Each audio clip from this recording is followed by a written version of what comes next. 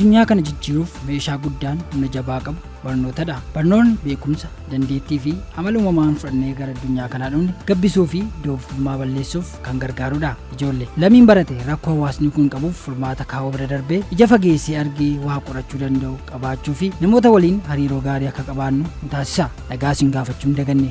Kam jirtu ijoollee? Nagaa keessanii? Kun qophii yeroo maatiiti. Yeroo ammaa lamni abdii biyyaa ta'an kan kalaqawwan gurguddaa kalaquu danda'an qo'annoo fi qorannoowwan ciccimaa ta'e qoratanii saayintistii ta'an akkasumas ogummaa fi dandeettii barumsa irraa argataniin hawaasa kan tajaajilan horachuuf dhaabbilee mootummaa fi miti mootummaan garaagaraa xiyyeeffannoon hojjechaa jiru. Waldaan Misooma Oromiyaas mana barumsaa bultii addaa banuun barattoota ciccimoo ta'an godinaalee Oromiyaa maraa keessaa walitti qabuun akka biyyattiitti barattoota qabxii olaanaa qormaata seensa yuunivarsiitii galmeessan maqaa mootummaa naannoo Oromiyaa waamsisan yaadannoo yeroo dhiyooti. Gaajoollee guyyaa irraa barattoota ciccimoo mana barumsaa bultii addaa Waldaa Misooma Oromiyaa Damee Bishooftuu keessatti baratan keessaa muuxannoo barattuu Waameek Muhammad Nuur qabannee isiniif dhiyaanneerra. Hanga xumura qophii keenyaatti filannoon keessan OBN gaammee haa ta'u isiniin jenna.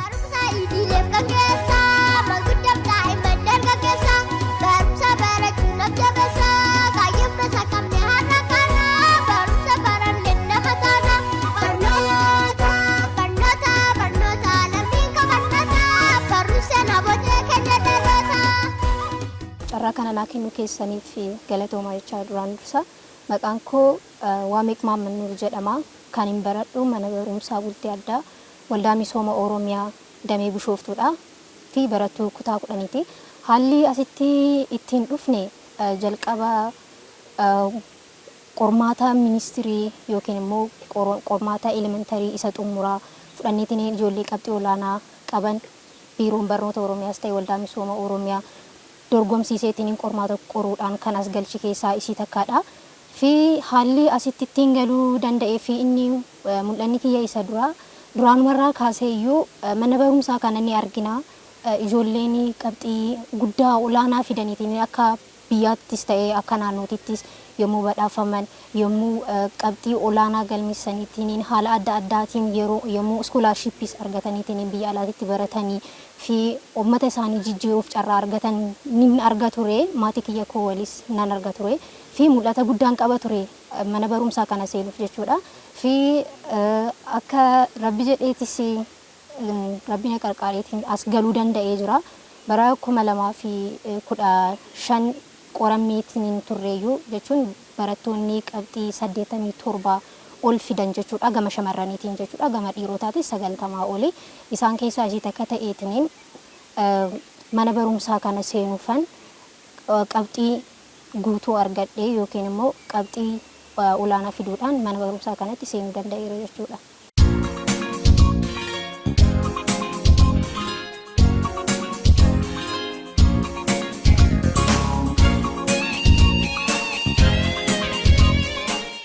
Kutaa tokko kaastee hamma 8tti barattuma jechuun barattuma sadarkaan ture.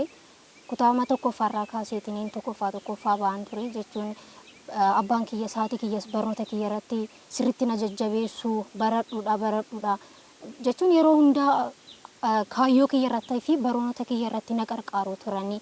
Haalli kunis haala mijataa naa uume jedheen yaada jechuudha. Amma kutaa tokko hamma 9 yommuu jiru sanitti mana barumsaa keessattis hariiroon barattootaa fi barsiisota wajjin qabus bareeda ture. Fi barattuma cimtuun ture tokkoffaa ba'an ture jechuudha kutaa 8 hamma 9tti jechuudha.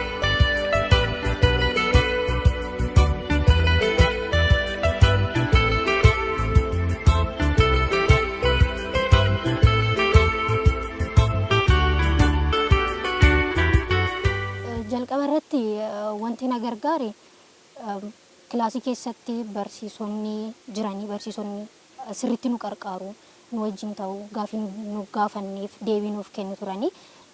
Nan dhaggeeffadha sirriitti dhaggeeffadha yommuu kilaasii seennu jechuun wanti takka na jalaan hin darbitu fi yommuu galus abbaan kiyya na qayyabachiisa ture na qarqaara ture innis hedduu na qarqaara ture.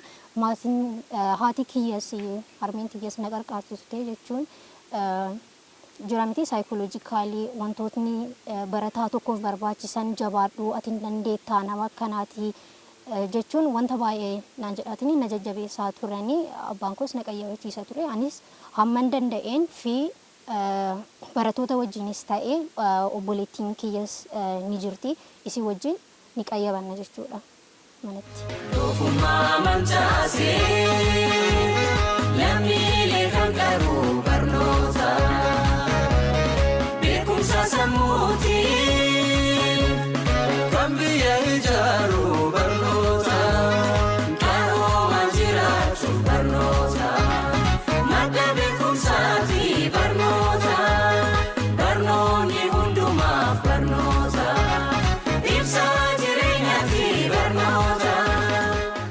Yommuu achi jirutti xiqqoo jira miti ni qo'annaa jechuun akkuma baratama kaawwanii deemnaa gara mana barumsaa sa'aatii guutuu baranna turre.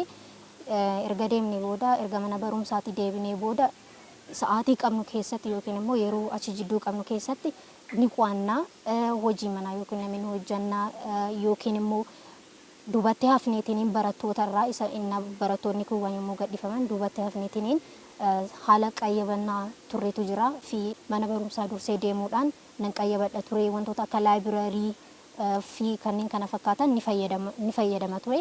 Erga as dhufeen booda akkuma beekamu mana barumsaa bultii addaa erga seennee booda yeroo bal'aa qabna yookiin yeroo maatii itti qarqaaramu yookiin immoo yeroo wantoota adda addaatiif qisaasessuun hin jiru. Kanaaf jecha haala yeroo duraarraa haalli qayyabannaa koos amma as galeen booda fooyya'eera, fooyya'insa guddatu jira. Innis yeroo kiyyatti nan fayyadama erga gallee booda hojii humna kan qabnu yookiin qulqullina keenya eeggachuu fi wantoota adda addaatiin kan hafe jechuudha. Kanaafuu as galuun kiyyas qo'annaa koo haala dura qo'achaa turerraa fooyya'insa guddaa naaf fideera jedheen amana jechuudha asitti. Fi haalli asitti qo'adhus baay'ee bareedaadha, baay'ee namatti tola. Yommuu sanbata guddaa fi sanbata xinnaa ganamarraa kaasee jechuun jira miti erga hirriba keenya kaanee jalqabeetiin ni qo'annaa yookiin laayibiraarii fayyadamna. Laayibiraariin hamma sa'aatii 6 banaa waan ta'eef yeroo bal'aa qabna jechuudha asitti dubbisuudhaaf fi carraa guddaa argadhee jira asitti.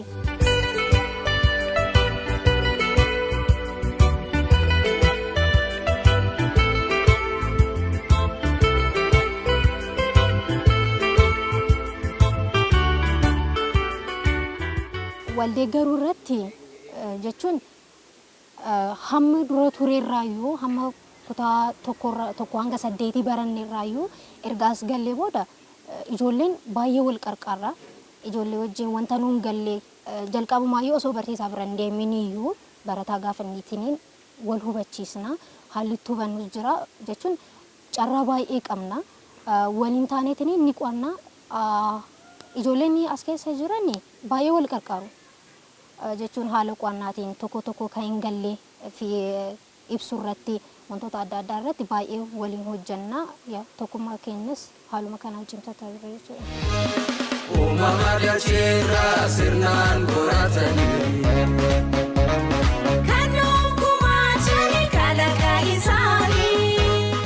Barsiisaan nan dhaggeeffadha eeyyan dhugumaa sirriidha. Sirriitti nan dhaggeeffadha barsiisaa jechuun wanta barsiisaan jedhu jira miti wantoota yookiin kitaabarraan adda ta'anii yookiin immoo kitaabicha san sirriitti ibsanii muur kan ibsan kan of keessatti qabatudha.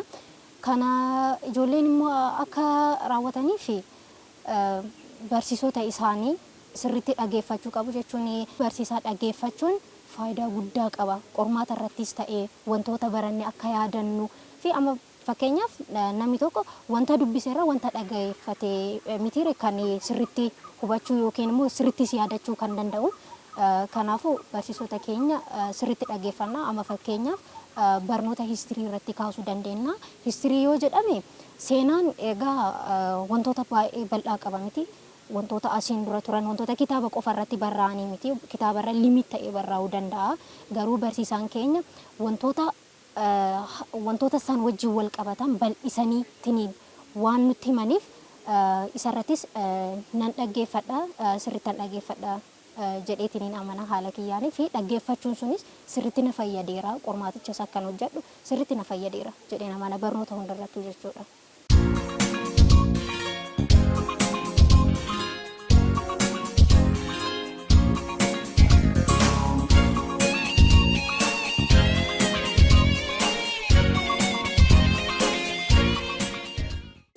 wantoota har'a jechuun ol ka'an malee ol ka'anii fuudhanii jedhama mitiire wantoota har'a baranne galleetuma yooma san dubbisnaa jechuun poorshinii wal jalaa fixuudhaaf jechuudha.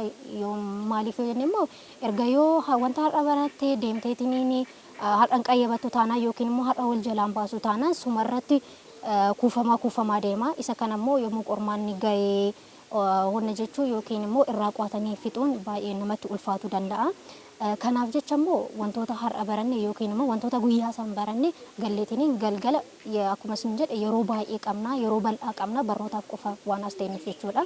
Yeroo sanitti yeroon argadhe sanatti hojii manaa kiyyas ta'ee qayyabannaa yookiin immoo poorshinii har'a barannis ta'ee waliin ga'uuf nan yaala jechuun waliin ga'eetuman deema. Fi inni kunis immoo moor na qarqaaree jira jechuudha. Jala geesseetiin yookiin immoo qormaata qorumsa irratti yommuu qayyabadhu wanti sun yookiin akka na jalaa waliin xaxneef wantoota kaawwanni wantoota dura jiran wajjin wal jalaa akkan na harkaan makamnetti na qarqaaree jira jechuudha. Dafanii yookiin immoo jalaa dubbisuun kiyya jechuudha.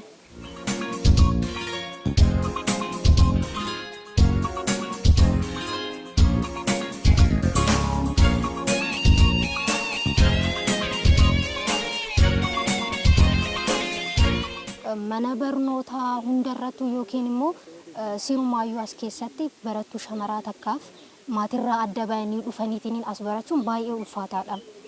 Jechuun eksperiensii yookiin immoo muuxannoo an qaburraayyuu jalqaba yommuu as galu baay'ee natti ulfaatee ture. Maatirraa yeroo jalqabaafan adda ba'ee harmee koorraa yeroo jalqabaafan adda ba'ee maatii arguun hin jiru.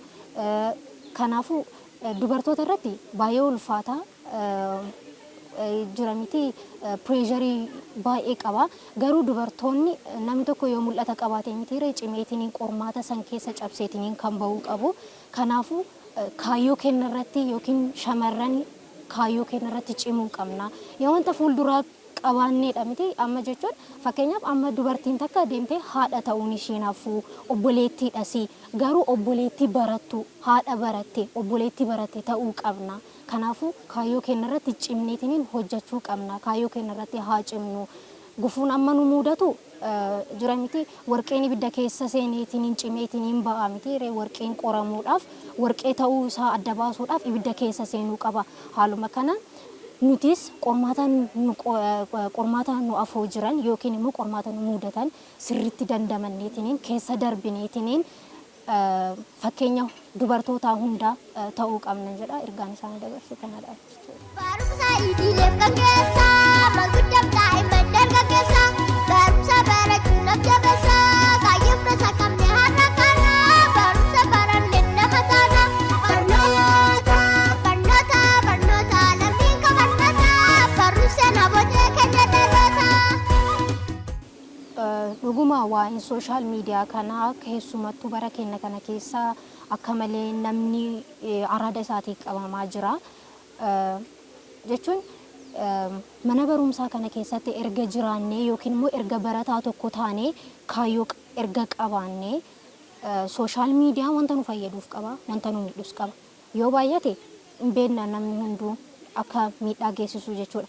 Haala sooshaal miidiyaa kanarratti immoo namni tokko erga kaayyoo qabaatee jira miti yeroo isaa irratti ni fayyadama.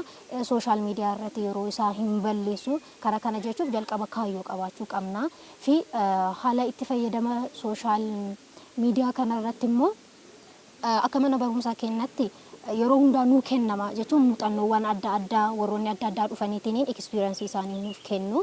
Haala kanarraan immoo nutis haalli itti fayyadama miidiyaa sooshaal miidiyaa keenna gaariidha jedheen amana. Fi kana mul'ata isaanii yeroo fuulduraa wajjin wal qabsiisuu qabu jedheen yaada. Maaliif yoo jenne gammachuun har'aaf nu gammannu gara of afootiif nu fayyaduu dhiisuu danda'a. Qofaaf sooshaal miidiyaa laallee yookiin immoo oduu achi jiru laallee viidiyoowwan garaagaraa laallee har'aaf gammaduu dandeenya. Garuu akkuma siin jedhee namni tokko qormaata baay'ee keessa darbuu qaba mitiiree bakka guddaa tokko ga'uuf. Kanaafuu sooshaal miidiyaan kun akka qormaata tokkootti laala ofii kiyyaaf jechuudha. Akka qormaata guddaa osoo hin taane jira miti akka qormaa tokko yookiin immoo akka gufuu tokko tallaala gufuu kana bira darbuufan immoo sirriitti cimee hojjedha jechuudha. Maaliif yoo ta'e kaayyoon qaba kaayyoo koo galmaan geessuudhaaf immoo wantoonni har'aa wantoonni viidiyoowwan adda addaa wantoonni nama gammachiisan har'arra jiranii yookiin har'a qofa ittiin fayyadamee har'a qofa ittiin gammadee tiniin darbu kuni wantoota kaayyoo kiyya fuulduraa irratti wantoota dhiibbaa fidan waan ta'eef isa kanarraa of nan qabaa fi of qabaan jedhee kan dabarsaaf jechuudha ergaa.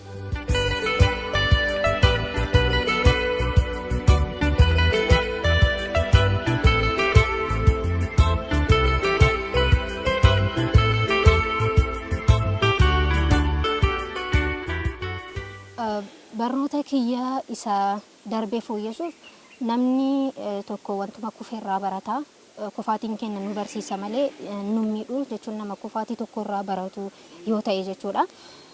Haaluma qormaanni adda addaa yookiin kufaatiin garaagaraa nu jala dhufuun isarraa barataa deemna miti isumarraa wantoota qabnu kana fooyyessaa deemna. Isarratti yookiin immoo qabxii intiraansii yookiin qabxii seensaa yuunivarsiitii kanarraaf immoo ammarraa kaaseetiin waldaan nurratti hojjetaarraa nutis hojjetaa jirra.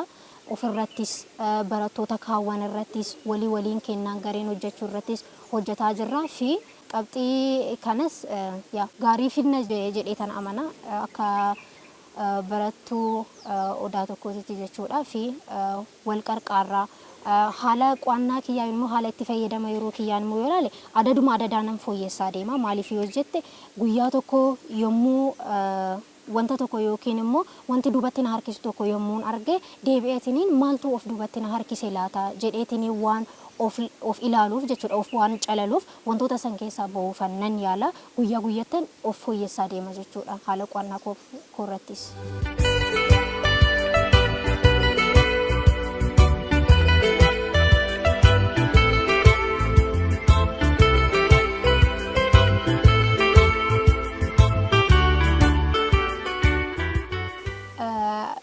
Boqonnaa kiyya hiriyoota koo waliin nan dabarsa ijoollee kilaasis ta'e ijoollee doormii ijoollee naannawa kanatti argaman wajjin ni dabarsina fi yeroo boqonnaa argadhutti xiqqoo kubbaa taphachuufis nan yaala fi wantoota ispoortiiwwan wantoota akkanaa kanneen fi ijoollee wajjin jechuun wantoota naangallees ta'e yeroo ijoollee wajjin walitti geenyu waan ta'eef yeroo sanittis gaafachuuf nan yaalaa fi waliigaltee hawaasa mana barumsaa kana wajjin qabus cimsuuf nan yaala jechuudha yeroo boqonnaa kootitti isa raawwadha.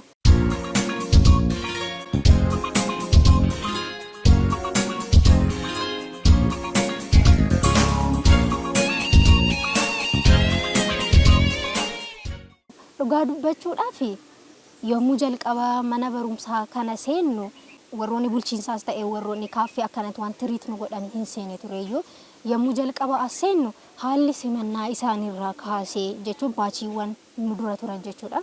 Haalli simannaa isaaniirraa kaasee wantoonni garaagaraa baay'ee namatti tolan tureyyuu hamma dhufaniitiin nu sinii jirraa jechuun namni tokko erga maatirraa adda bahee ko'ummaan itti dhagahamuu danda'a wantoonni adda addaa itti dhagahamuu danda'a fi yeroo sanitti warroonni baachii nu dura jiranis dhufaniitiniin nu sinii jirraa homaa yaadda'ina nu toliif jirraa asitti nu toliif jirra jedhaniitiin nu jajjabeessaa turanii maatummaan akka nutti dhagahamu gochaa turanii jechuudha.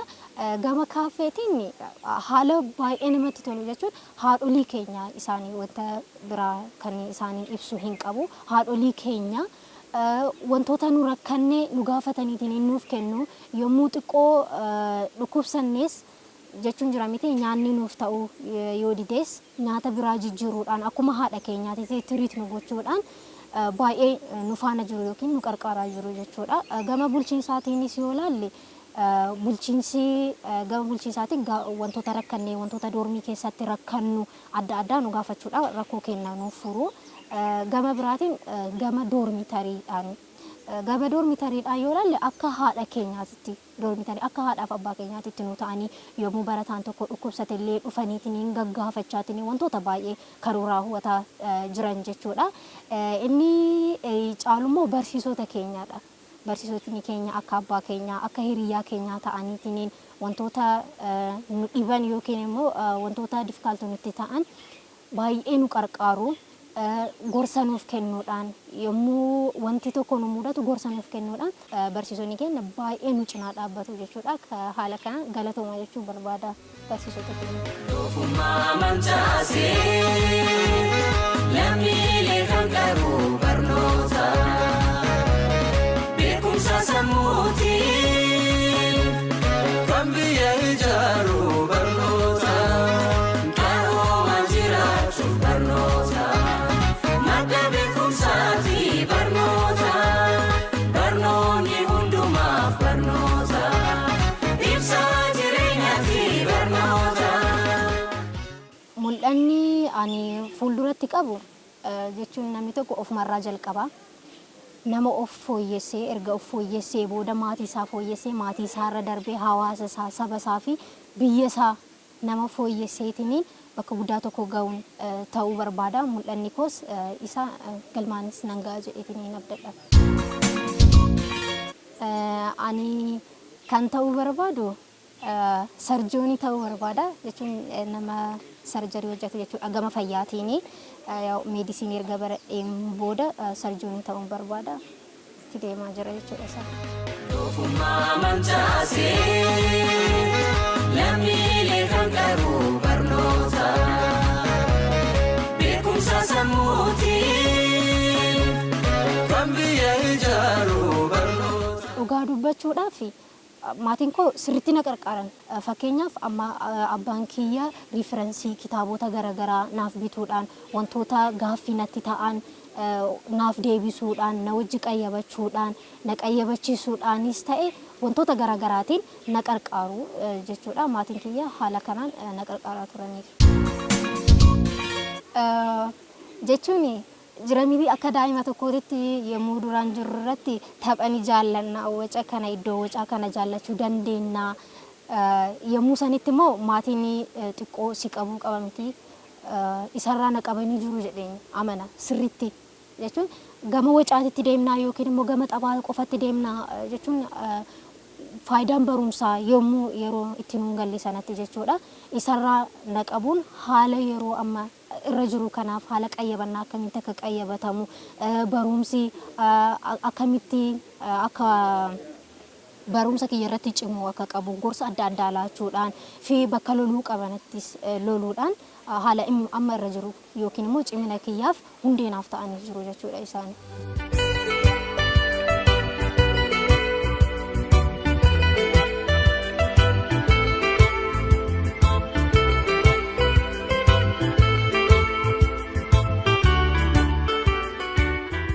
Baratootaa fi gorsi an qabu jalqaba faayidaa barnootaa jechuun haala ijoolleen kutaa gadi aanaa jiran barumsa wanta akka nama fayyaduutti yaaduu dhabuu danda'u.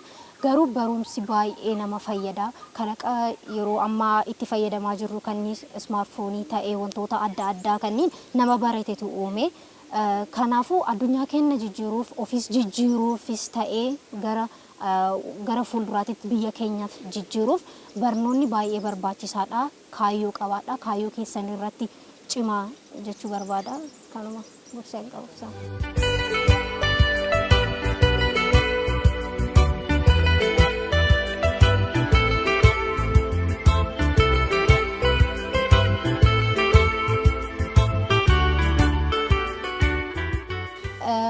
Haadha koo aadde Ashagaroo fi abbaa koo obbo Maammannuur Guddee baay'ee galatooma jechuun barbaada. Anis yoo Rabbi jedheen nama of jijjiiree maatii kiyyas jijjiiree isinis jijjiireetiniin nama saba kiyyas biyya kiyyarras darbee addunyaa irratti dhiibbaa uumu ta'uun barbaada. Haala amma jiru kanarratti ga'uu kiyyaaf galanni isiniif haa ta'u jecha baay'ee galatooma jechuu barbaada haadha abbaa kiyya.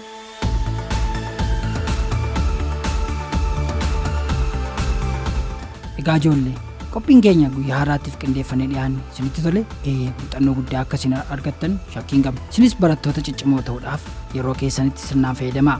karoora baafadhaatii qo'adhaa. Akkasumas illee kaayyoo qabaadhaa isiniin jecha qophii keenya guyyaa irraatiif qopheeffanne asuma irratti xumurra. An qopheessaan qophii kanaa Gammachuu Misaakeetii. Ogeessa kaameeraa keenyaa Muktaar Huseen taanee isin faana turre. Torbee dhufu qophii kan biraa hanga qabannee dhiyaannutti hangasitti nagaatti.